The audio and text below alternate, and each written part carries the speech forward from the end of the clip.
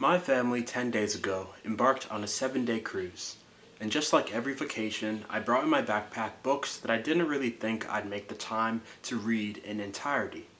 But I realized quickly that when you're in the middle of the ocean, in the middle of nowhere, there's no Wi-Fi, at least for free, I should say. So I decided to make a challenge for myself.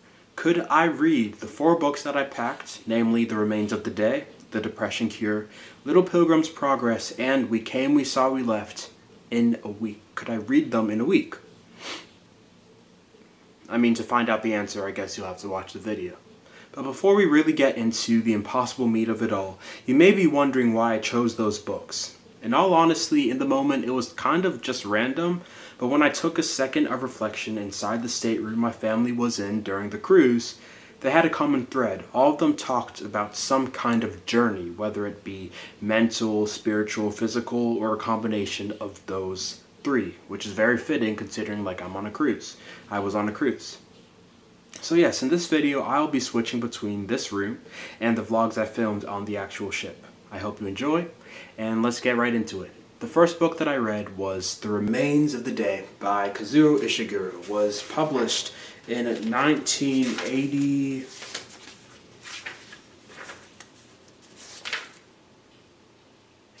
as it happens. I'll just read you the blurb on the back.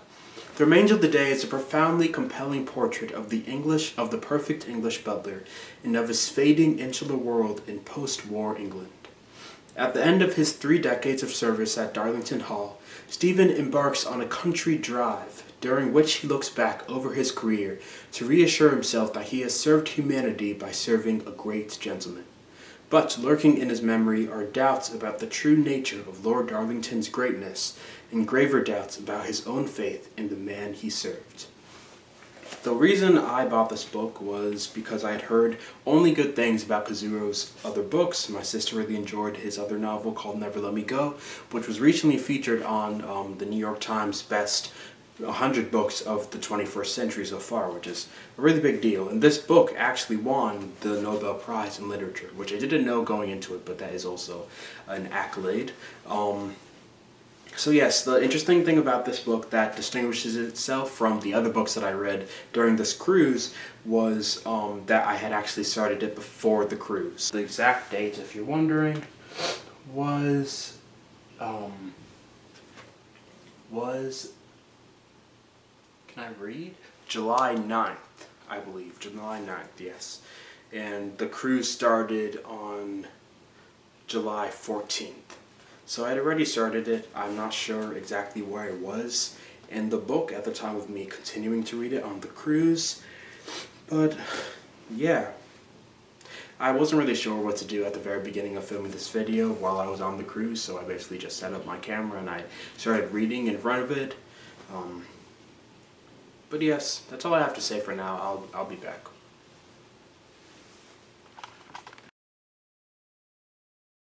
As you can see, I was on the bottom bunk. Anyways, this summer I'm participating in my local library's summer reading challenge. It's something I've done since middle school. Essentially, each hour you read translates to a ticket you can enter in a raffle to get a gift card of some sort. So now you see me starting the stopwatch on my phone to record for that summer reading challenge. Hold on, let me just mention something before I keep going with this video. I am a reader. I mean, I have an entire booktube channel where I read, but that doesn't necessarily mean, at least in my case, that I actually read for long periods of time unless the book is really, really interesting or I just want to get it over with. So it was kind of boring, honestly, reading for such long stretches of time, especially since that's not what I was accustomed to. So what I found myself doing was filming every chance I got. Me just reading in random locales around the ship. It's really boring because all I did was read. I didn't talk about the book. I didn't do anything besides read and film myself doing that. So specifically for The Remains of the Day, it's pretty boring. My clips, because it's not me talking, it's just me flipping pages. So yes, that will definitely improve as we go on in the video, as in those random clips will decrease. So yeah, sorry about that. But I just thought I'd tell you that now so I can also leave space for me to show those clips. But I also want to rationalize or explain it because it's also kind of weird. But eventually I did finish the book. Perhaps then when I return to dining hall tomorrow, Mr. Faraday will let himself be back with me. I'll begin practicing with your new effort. I should hope then that by the time my boys return, I should be in a position to pleasantly surprise them. That's it! That's it. That's it. I'll talk about it a little later. Alright, so I tried to film outside, it just didn't work because it's too loud. Because the sea is too loud. But yeah, I finished the first book in this vlog-ish video called The Remains of the Day by Kazuo Ishiguro. As you may know by now, by the point of this video, I actually started this before the actual cruise. I started it last Tuesday and now it's Monday, so it took me 6 days to finish. But yeah, this was interesting, I would say. It's all about a butler in England going around the country. So like, it's definitely not, it's more slice of life than anything. So that's definitely not something I necessarily gravitate towards, but this execution was pretty good. Something that's interesting about this book that I feel like is kind of rare is how much it like bounces from the past to the future, not to the future, to the present, like the past, present. He like thinks of a moment and then we go onto a long tangent about that moment. So yeah, like it's kind of hard to focus because the butler himself just can't really focus in general. So yeah, it did take me only 6 days, but like yeah, nothing was necessarily propelling me to continue the book because I knew that I wouldn't be staying in like a certain moment for long because he just jumps all over the place. I took pictures of certain pages and then like through my Photos app I just highlighted like the lines that I liked, but there is a line on the second to last page which is the title of the book, and basically it says, not basically, I'm gonna read it word by word. Perhaps then there is something to his advice that I should cease looking back so much, that I should adopt a more positive outlook and try to make the best of what remains of my day. And the title, of course, is The Remains of the Day. Now going into it, I did not think that is what the title would mean. I just thought like, I guess at the beginning of reading this book, I thought he was more talking about like the boringness or like the not necessarily usually like mentioned parts of the day. Those are like what remains. Like we have like the highlights or whatever, and then there's just like this other part of it which is like the remains of it, but that is not what it means. It's like what's coming forward, like what remains before you die essentially. So it's kind of sad in that regard, but yeah, it's all about like the passage of time and like relationships and like etiquettes. Like he talks about what makes like a great butler. Like it's very like stream of consciousness. So yeah, I'll definitely read more books by Kazuo Ishiguro. I know a lot of people like Never Let Me Go, including my sister, so I'll definitely give that a try. But at least for this cruise video, I am going on to another book, and I know exactly what book I'm going on to, and that's because of a specific line that I saw that I probably can't find just looking through the book page by page, but I can find if I look at like the pages I took pictures of. Before I actually reveal the next book, I just need to remember that I only have a few days on this cruise. It's a week and all, and this is technically the second day, I believe. So that means after today I have 5 more days. I have 3 more books, so I can definitely do it, but I need to like divvy up. Like, let me actually calculate. If I have, I'm gonna say 6 days because like I have some time left of this day, and I can read a lot. I can read a lot if I really want to. So if I were to say I have 6 days left, 6 divided by 3, that means 2 days devoted to each book. So yeah. The book that I'm going to start right after this one, I'm going to have to read more or less if I want to continue on my goal, half of this today. Okay. But you're probably wondering what that book is. Okay, so basically someone writes in a letter, the rest of my life stretches out like an emptiness before me. And then later on that same page, the person says, oh dear, well perhaps there are some moments when I feel like that, but they pass quickly enough. Which is such a good outlook. I, as a person who has kind of struggled with depression in the past, also going through it now, potentially, I'm not diagnosed. Anyway, I just think there's a clear answer to what the next book will be. And that is called, of course, The Depression Cure by Stephen S. Alardi. Published in 2009, as it happens. Also a kind of older book, at least 15 years. Let me read. There's not really a blurb. But the subtitle or whatever on the cover says the 6-step program to beat depression without drugs. The reason why I got this book was, first, it was $2 at my local library's book sale, and yeah, as I mentioned earlier, me and this topic, we have a history, so I just thought, why not? As I mentioned earlier in the video, like every single book has to do somehow with the journey, and the remainder of the day was a physical journey. We followed Stevens as he went through England, and this is more of a mental journey, as you go, hopefully from like depressed to slightly less depressed, or just not depressed in general. So, yes. I was really excited to read this book, but as mentioned, I only had about a day and a half left to read it. So, wish me luck, I guess. Hey, I'm out on the balcony. Sorry that's kind of loud, but yeah, I started the depression cure, and I just finished part 1, which is pretty cool. I liked it. It's interesting. I'm really excited for this book. Hopefully, it'll help me, and also help me become more informed. I'm already doing that, so part 1 goes to page 61, and there are about 250 pages of the book. So yes, I think I can definitely finish half of this before I go to bed, considering it took me about like an hour and 20 minutes to read this much of it, which is approximately, I guess, a fourth of it.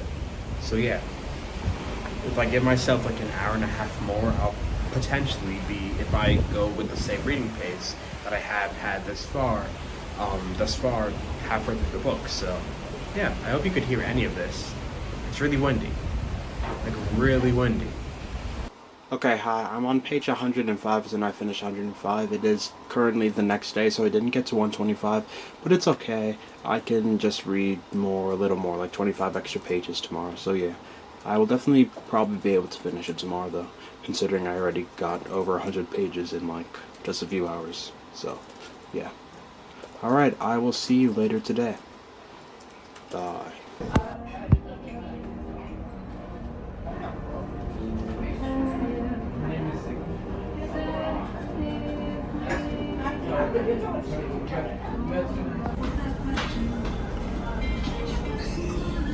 I just wanted to update. I'm on page 132, and 125 was the half point. It's like 1:20 in the afternoon, so yeah, I'm a little behind schedule because I'm a little over half, and the day's more than half over, but yeah, I'm sure I'll be fine. Yep. I'll update soon, or not.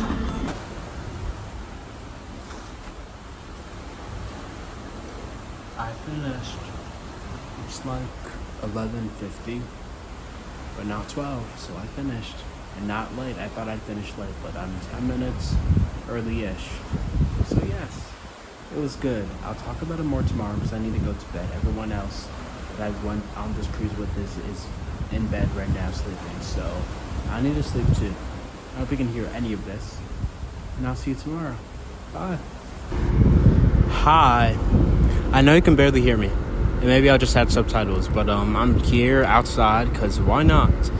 Talking about how to cure the depression cure, and it's fitting that I'm doing that because sunlight is one of the things that it mentions that is good for you. But basically, yeah, the book basically starts off telling you like 6 different things that will help with to cure depression. Sunlight, nutrition, specifically if my mom was here, she would tell me like omega-3 and omega-6, and then we got like quality time with other people, we got good sleep, we got what did I forget, like I said sunlight already, something else, but yeah, it was pretty interesting, it was good, and yeah, I liked it. I definitely need to reread it, and I think I'm like not in the depths right now, so I think it'll definitely be better once I'm in the depths. But yeah, it was still informational, and my mom wants to read it, so I will give it to her. I do recommend it. At the end of it, it mentions how good, in terms of like forming a community, church is. And so yeah, next we are going to read like a Christian parable sort of thing. I don't know how to describe it. You probably know what it is by the time of this point. People are walking by. It's so weird. So awkward. It's Little Pilgrim's Progress, originally by John Bunyan, the allegory, not parable, but translated, if you will, by Helen L. Taylor for a younger audience, published in 2006, as it happens. This is the blurb. For more than a half century, Little Christian and Christiana have captivated children in their quest to reach the celestial city. A journey fraught with danger, pitfalls, and temptation, this retelling of John Bunyan's classic allegory, Pilgrim's Progress, celebrates more than 60 years. The anniversary edition of Little Pilgrim's Progress contains the best of the many illustrations used to depict the highs and lows of the Christian journey through life and the ultimate reward, eternity with Christ. This profound allegory will delight children ages 8 to 12, providing spiritually rich reading they will adore and long remember. I'm 17. This is the only book out of the 4 books that I brought to this cruise that I have read before. Why I say is because the book is split up into 2 parts. The first part is in Christian's perspective, and the second one is in Christiana's perspective. I have read Christian's perspective once before this, but not Christiana. While I was reading it, I didn't even know that it was an allegory. I had my suspicions because like every single character is named like a kind of an adjective, more or less, which is kind of weird. And then it was only after I finished Christian's perspective when my mom told me his name is literally Christian, like a person that believes in Christ, Christian. So that was interesting. On to the reading journey. So our first stop on the cruise was Grand Turk, so I took a clip of me reading Little Pilgrim's Progress, although at this time I actually hadn't even started the book. Then we have my mom and I reading at the same time. She's reading a book called Cast by Isabel Wilkerson. Hello, it is 1:01 on Friday, which means I'm an hour late, and I haven't finished the book. I did finish the first part of it, so I just finished Christian's part, which was 188 pages. The second part is Christiana, and has, quick math, 112 pages. So yeah, I'll definitely hopefully be able to read that later today, but yeah, it ended up taking me 3 days. But as soon as I finish Little Pilgrim's Progress, which will be later today, I will start We Came, We Saw, We Left, which is the very, very last book that I'm reading for this. So I think I can say my goal. So yeah, I will see you later today. Sorry that I didn't really film today. I didn't say 7 out of 10. That's my sister. You can watch our video about Degrassi. But yeah, I will see you later today. Bye. You know what they say, new habits die hard, soft, hit me hard and soft. Here's me reading at 5 something in the morning because I had a bad dream, and then after that I couldn't go back to sleep. And then we are in the Bahamas, and I'm sitting on the floor reading it. Then we're on the bus, still in the Bahamas, on the way back to the cruise, and I'm still reading this book.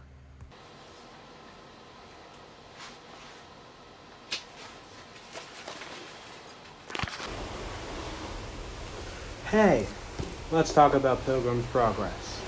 As potentially previously mentioned, I have read this book before, but I only read the first part, which is... Let me get this mic closer to me.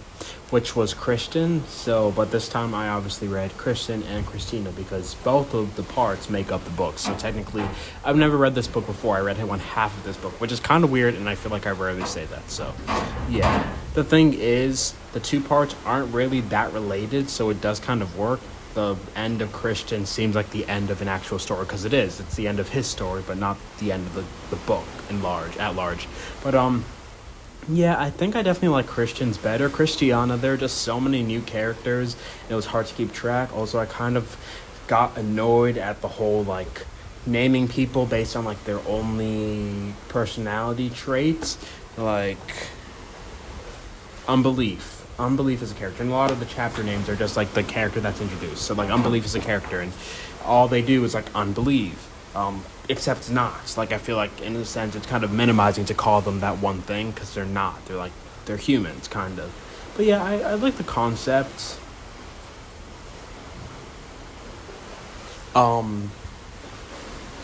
Yeah, I think that the delivery was good more for Christian than Christiana. But yeah, I finished it. It did take 3 days instead of 2, so that's not a plus for sure. But I did do it. Should have mentioned earlier, we are outside today, which is cool, on the balcony. So yeah. I mean, you're still seeing little old me, but do you want to see the ocean? I can show you the ocean if you want. There it is. I've seen better. That's a reference. Okay. Anything else to really say? I don't think so.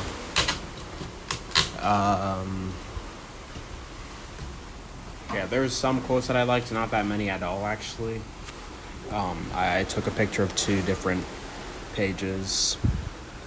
One was in Christian's perspective, and I think one was in Christiana's. Oh, no, there were 3 in all, actually. 1 in Christian and 2 in Christiana's. So the one in Christian, if I can find it... I didn't really share quotes from Remains of the Day. I guess I did do one, so maybe I'll just share one from this one as well. Did I share any from the Depression Cure, though? I don't think so. It's okay. Continuity doesn't exist. I'll just share this one from Christiana's perspective. Your brothers are not old enough to be of much use, which is just kind of funny. I only have one sibling, Kana, who has made an appearance in this video. I'm just clearing up the camera because it's really, the perspiration is perspirating because it's so hot outside and cold inside, so condensation, I think, is actually the right word, but, yeah, that's basically it. I think I can probably finish it, the next book in the series before we leave, because I technically have 3 days, because today's Friday. I think today's Friday, right? It's Friday. Yeah, so Friday, Saturday, Sunday. I don't know if I just calculated it wrong at the beginning, but yeah, I think if I get myself through 3 days. I just checked. I can't remember how many pages it has, but I think it's like a little over 300. So, like, it's manageable. It's manageable. So, yeah. I really, during packing, should have packed, like, the notebook that I use for YouTube, because I'm going to film, like, the intros for each book later, and I should be, like, taking notes about what I want to say. But I don't have the notebook. Yeah. It's a bummer. All right, I hope you can hear me in inkling, like, at all. But yeah, we're almost done. I'm happy that we were able to finish 3 books. This is, like, the fastest I've finished 3 books in a while. Like, how long has it been? 6 days? So that's pretty good. I guess Remains of the Day I have been reading for more than the trip, but yeah. I think this was the longest clip yet. But yeah, I don't have the next book, actually, which is not good. But I think it's really fitting, finishing on this book. And it is called We Came, We Saw, We Left by Charles Whelan, published in 2021, as it happens. Let's read our final blurb. What would happen if you quit your life for a year? The Whelan family, Charlie, his wife Leah, and their 3 teenagers decided to find out, and left behind work, school, and even the family dogs to travel the world on a modest budget. Chronicling 9 months across 6 continents, Charlie Whelan paints a picture of adventure and connectivity, and explores answers to questions like, how do you sneak out of a Peruvian town that has been barricaded by the local police? And where can you get treatment for a flesh-eating bacteria your daughter picked up 2 continents ago?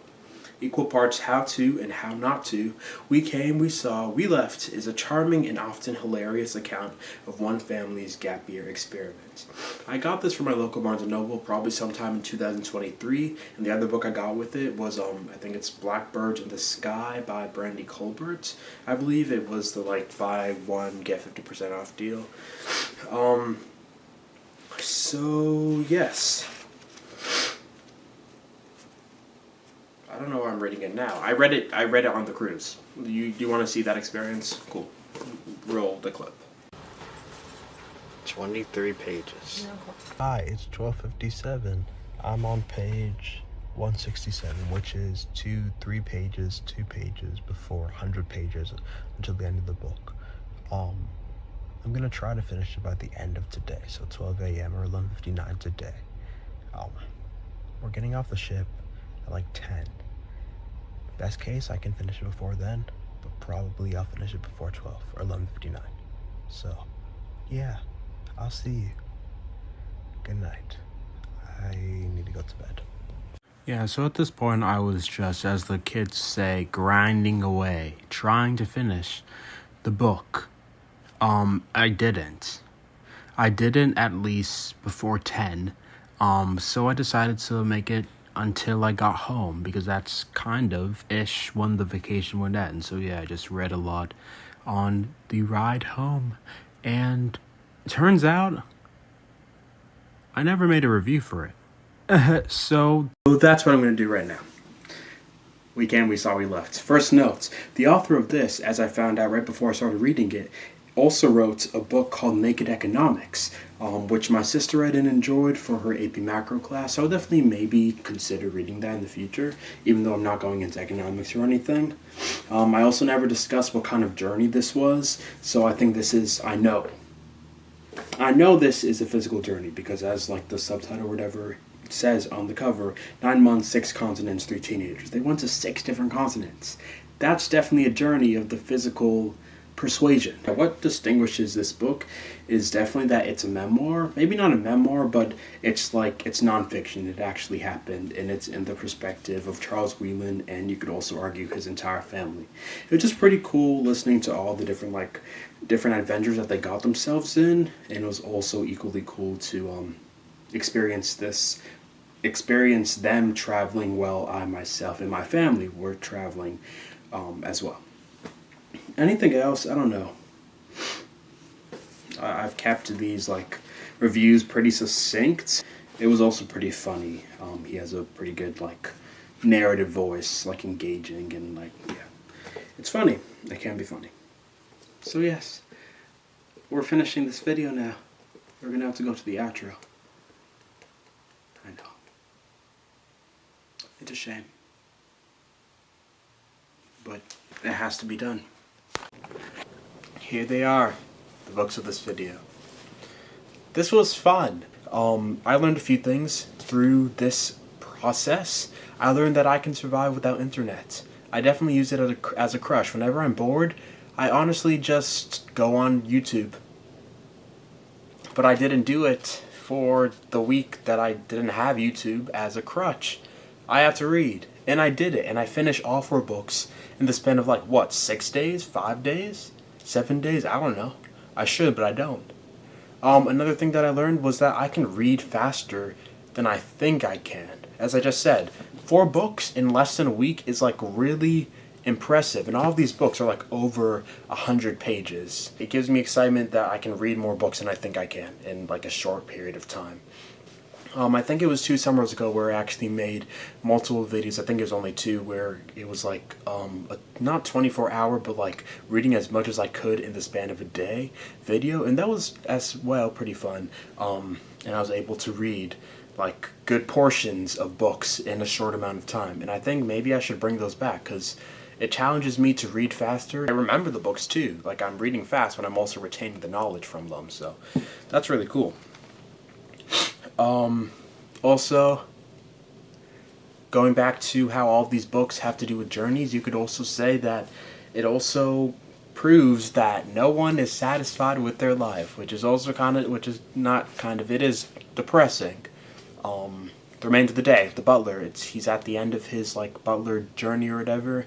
He just decides to take a hike, which he would never have done at the beginning of his butlerism, I don't think. The depression cure. You're depressed, don't want to be. Enough said. The Little Pilgrim's Progress. Christian and Christiana were unsatisfied with their lives in the something city, and they wanted to go to the celestial city because they knew that something was missing. We Came, We Saw, We Left. They literally took a gap year because the monotony of life was getting to them. I guess it's not really the reason. You can read the book to find out the reason. It just proves that there's something out there if you're not content with your current circumstances. That does give me hope as well. A little depressing, but it's also hopeful. So, yeah. If I were to rank these books, I would say this, The Remainder of the Day, Then We Came, We Saw, We Left, then Depression Cure, then Little Pilgrim's Progress. The remains, because this book was honestly, I'd say, the most boring out of them. Like, we were just following him day to day. Like, every single chapter was like a new day of his life and like going around in England. And like, it seems boring, but I was still interested in it. And that's really rare. That's hard to do. So yes, and also great quotes. And I also feel like I know this person. Like, it's really a character study more than anything, I would say. And then we came, we saw, we left. It was just cool, narrative-based, funny. It was, I guess, the most like my real life, kind of, because it just felt like an American family, while The Remains of the Day was set in England, of course, and I'm also not a butler. I am, like, in a family.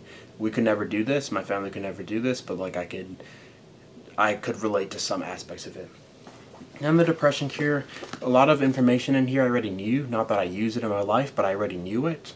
So that's why it's like near to the bottom, but this is also like the book that I have, I feel like, the highest likelihood to reread. And then we got Little Pilgrim's Progress, probably because I had read half of it before. I wasn't as interested in it the second time, this time, and Christiana just kind of disappointed me. But yes, I don't really have anything else to say in this video. Thank you so much for watching. Tell me if you'd like to have more videos like this in the future, where I read multiple books. It takes longer to edit, but it's worth it, I think. So yeah.